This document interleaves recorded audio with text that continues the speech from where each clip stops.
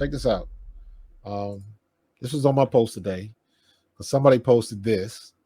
The NBA, WNBA is expected to lose 50 millions this year. Despite the recent increase in popularity, the WNBA hasn't made a profit in its existence. Now, this is not anything new. They've been talking about this for the longest time. This is not new news. But what I wanted to point out was, and I actually put this in my post, number one, this is not new. Number two, the reason why it is a $50 million loss is because they had to expedite the charter flights with the Caitlin Clark effect and all of that. I honestly think that Kathy Engelbert did not want to do the charter flights this year. But with the popularity of Caitlin Clark, it was a security risk, so they had to do it.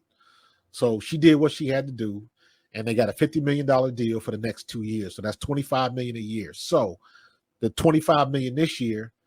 So the reality of it is, it was really only like a $25 million loss, which the 20 to 25 million was about par for the course, right? So they're kind of blowing that out of proportion. You know what I mean? So the new media rights deal is coming in 2025.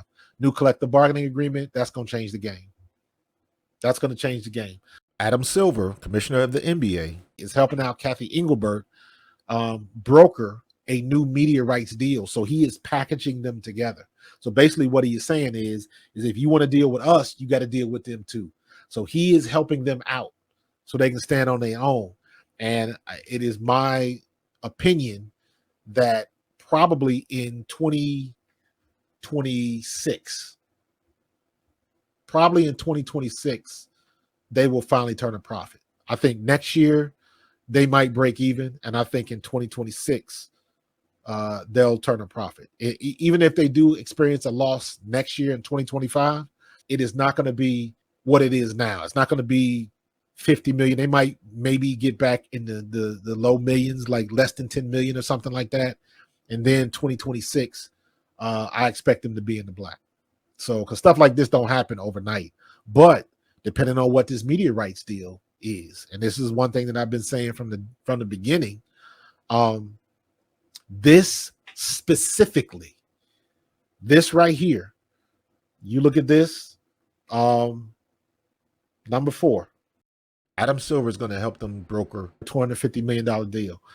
That is why Caitlin Clark should be on the Olympic team, for that reason right there, because you got to look at it as a business move. Caitlin Clark is a global brand now. There are people in other countries interested in Caitlin Clark. That is going to translate to media rights, ticket sales, people that watch the game from overseas. They got to pay too. So that's the only reason Caitlin Clark should be on the team. Does she deserve to be on the team? No. She's not as good as Taurasi. She's not as good as Copper. She's not as good as Ionescu. She's not as good as Kelsey Plum. So she's definitely not as good as Chelsea Gray. So I understand why she wouldn't make the team. She's just not, she ain't got that gravitas yet, but she's good and getting better. So from that standpoint and the roster they've got together, did she deserve to be on the team? In my estimation, no. On top of, she didn't even get a chance to go to practice.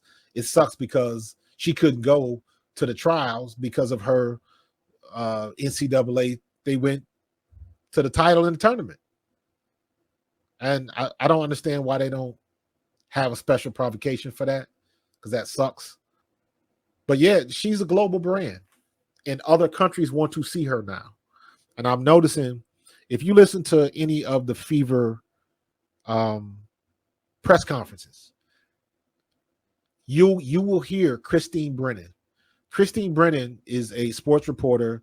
She's been in the game for like 30 years. She's covered the Olympics for like 30 years. So she covers the women's game, the women's basketball team. Like, she knows what she's talking about. So whenever I hear Christine Brennan asking the questions, I know it's coming from a good place, and I know it's coming from a source that wants to get the information right. Watch her on the Rich Eisen show talking about, and this was right after Caitlin Clark found out she wasn't on the team. Watch the interview between Rich Eisen and Christine Brennan and let her break it down and talk about people in New Zealand was calling for her calling to ask about Caitlin Clark and all of that kind of stuff. So when I say it's a global brand, I'm not making that up. Because I understand my time in Scotland and the UK when I was in the World League, I saw that firsthand. I saw how it works overseas. Their news cycle is different. Their news cycle is more tabloid TMZ type stuff, as opposed to, what you might get on ESPN or something like that. It's very tabloidish. So they're looking for headlines and things of that nature. And I'm saying all that to say that the news, the way they do the news, UK, other countries, Australia, New Zealand, the Philippines, all of that is just different. It's just different. So you got to take that into consideration. And she's got the eyeball. She's the thing that everybody wants to see. Period.